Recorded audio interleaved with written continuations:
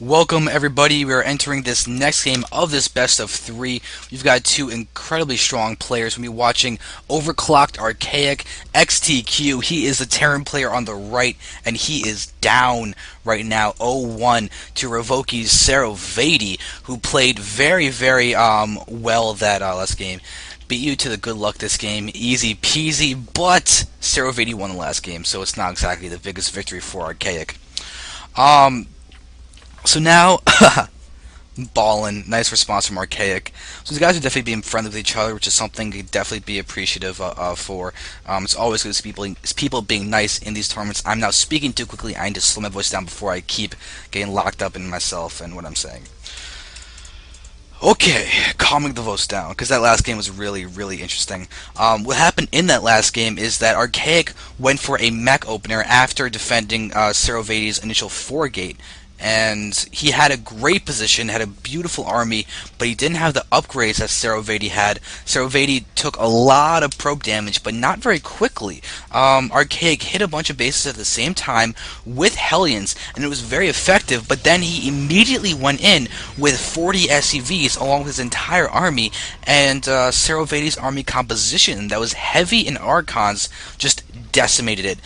Archon, Blinkstalker, Immortal just decimated the army from Archaic, and Archaic was never able to really recover. He didn't allow that huge economic advantage that he had to really sink in, and he didn't respond by getting ghosts in the face of those Archons and in the face of the Immortals. And if you got ghosts, few EMPs on the Immortals, and those tanks would not have died. And that's a really key thing. SaroVati did a great job of targeting down those Immortals and just looking incredibly solid, and his probe has taken a little bit of damage in this part of the game. Still, everything's looking to be pretty normal, pretty standard from both players so far. We'll see if SaroVati is going to try and do a 4-gate like he did in the last game, or change up his opener. Still, the command center is becoming an orbit command. We've got this Rax moving in with Marine. We can see that this wall is now completed. The gas has been seen, obviously, but that now means that SaroVati has to be aware of the possibility of a 1-1-1. Whenever we see the gas, I usually go for the gas steel or something to try and defend against this, and we do see that Archaic is getting down a factory. We'll see if he repeats this build from the last game that he did and goes for a mech style of play, or if he's going to go ahead and do something more standard, like a 1-1-1, or going for like a reactor to Hellion expand, or just trying to get up very fast medevacs and doing some crazy drop play. We see SaroVati going for the 1-gate expand. Archaic is moving around.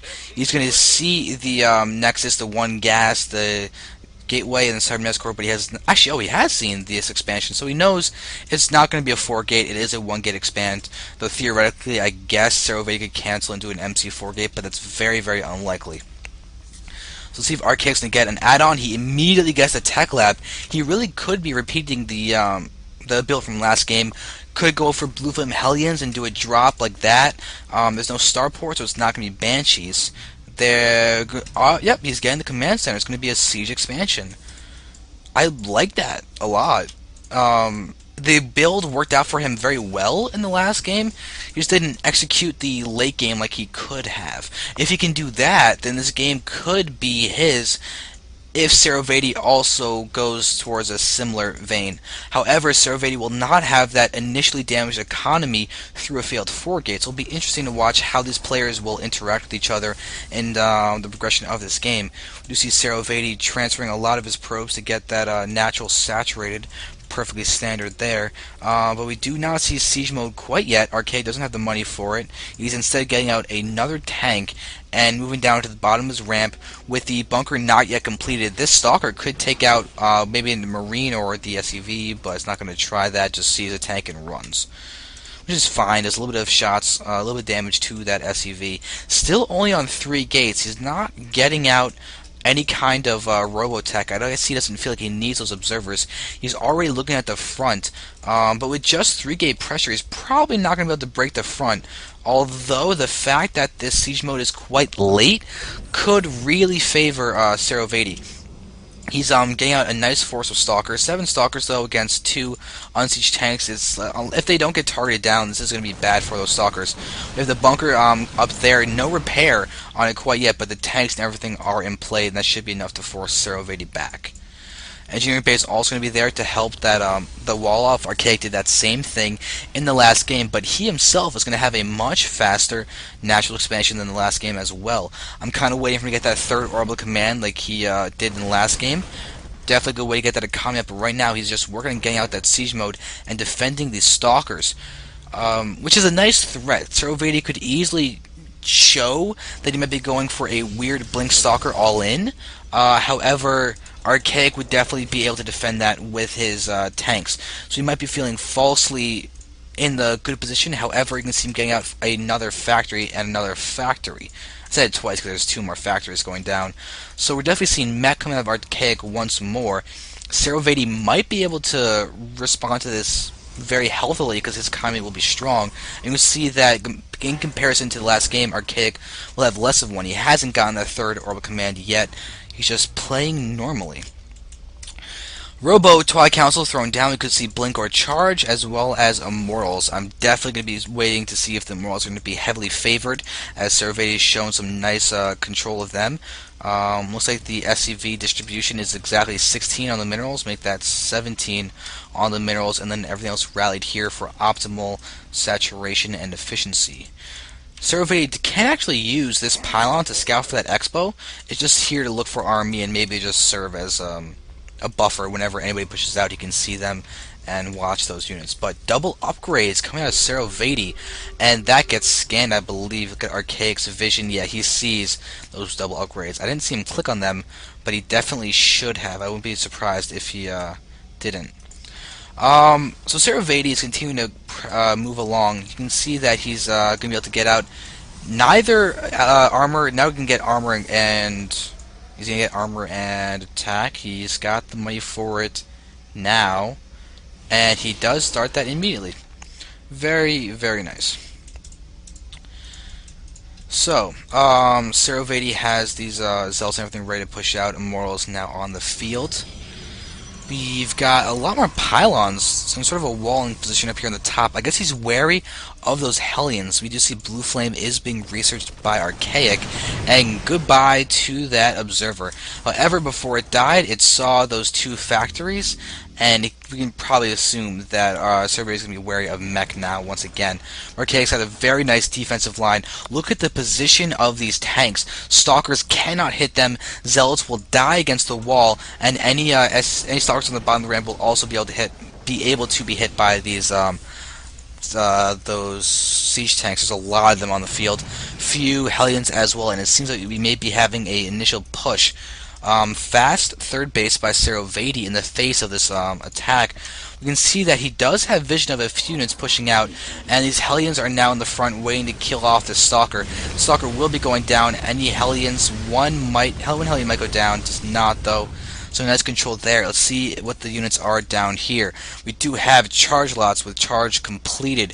We have the double forges researching their upgrades. Their 1-1 might be done by the time these guys push in, but there we have these Hellions seeing that this expansion is not done and they cannot kill any probes. Just these stalkers will be pushing in and trying to control this battle in that respect. This gateway may need to be canceled. We'll see if SaroVati will. It does not get canceled. Obviously pushing in.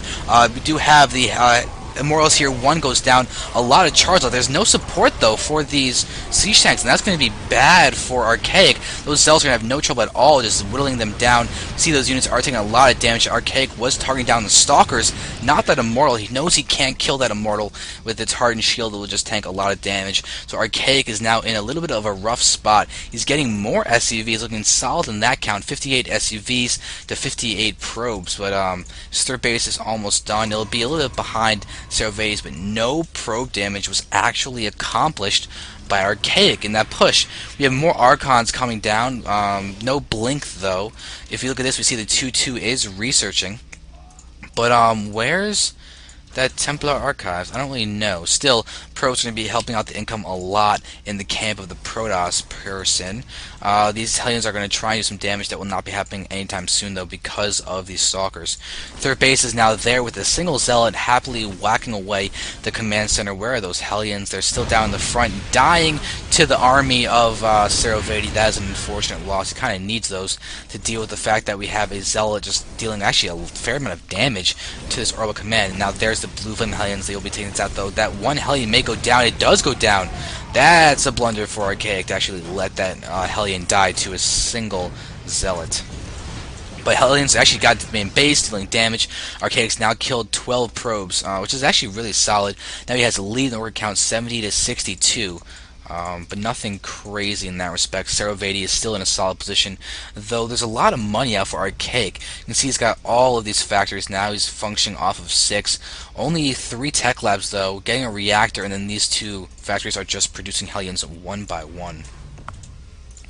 We have a bunch of supply depots down here, just meant to disrupt the AI of SaroVati. Archaic will also not be supply blocked for a long time. Now there's 169 max supply with only 112 used. SaroVati is pushing out. He's got a nice force of units. We can see that his 2-2 is about to complete. Once that is done, he'll have a really, really solid lead in those upgrades, as Archaic right now is actually at just about to be at 1-0, and that is it. Nothing else. 1-0 versus 2-2 is definitely in favor of that 2-2. Archaic is trying to get out more supply depots, but they're going to die quickly in the face of these units. Still no blink. It's halfway done. We're going to have that those... oh, guys, it's looking bad for Archaic. A lot of Stalkers, Archons are here. The Immortals are looking to be pretty idle. A lot of SCVs are being pulled, but look at them dying to the splash of the Archons. These Archons, 6 kills each, 7 kills each, continue to push forward and deal damage. Archaic's relying on literally 2 siege tanks to defend against this, and it looks like this push from SaroVati may just go ahead and just wreck Archaic, because he has no answer to this. The Immortals are just doing so much damage. PF is here, and they're going to be able to maybe take out that single Immortal. Oh, it actually pulls back, so it can't even get the satisfaction of that kill. It's just Hellions and siege tanks out for Archaic. He's really not doing this very, very well, as he's getting wrecked. Look at this Immortal. 6 kills and almost no health. 9 kills for that Immortal. 9 kills for that Immortal. Archon, 7 kills. Archon, 8 kills. Gold base can be taken for a 4th base, which is actually the best base to take. It's the easiest to defend, the safest expansion you can possibly have, and these Hellions are going to go ahead and scout it, and we're going to see Archaic being very, very sad. You can see that pylon, and he needs to pop forward and look for that base and see if it's going down. He does pick off a single probe, picks off the other probe, sees the gold, sees the blink, and he will be retreating in the face of all of that. Still, SaroVati's starting his 3-3, and Archaic's still producing off of these factories quite well. However, look at the probes and SCVs lost. More SCVs have been lost than probes. Archaic is down 56 SCVs to 67 probes. He's going to be down a base once this goes up. The income is pretty much even, which is bad for the Terran, though now with mules he will be creeping farther and farther up. But he's adding another tech lab, and his attack is going to be pushing in and dealing a lot of damage. Hellions are going to accomplish almost nothing. There aren't that many Zealots in the front. They're all in the back, which is actually helping them stay alive. Still, Zealots are going to move in and just take out those siege tanks. There's well played. GG. SaroVati will win the Winners Bracket Finals, and we're going to move on to the next series until we get to the ending of this entire bracket with the ending finals of the tournament, which will be very, very exciting, and I'm looking forward to this.